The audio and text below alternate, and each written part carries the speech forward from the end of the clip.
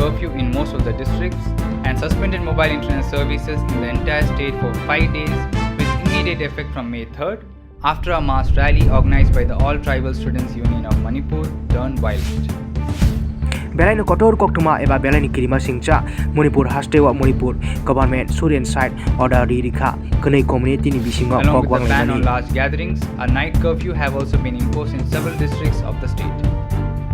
Sporadic incidents of violence were reported in several parts of the state, including the capital, Manipur. On May 3rd, thousands of people joined the Tribal Solidarity March, which was organized in protest against the demand for inclusion of the state's Methi community in the ST category.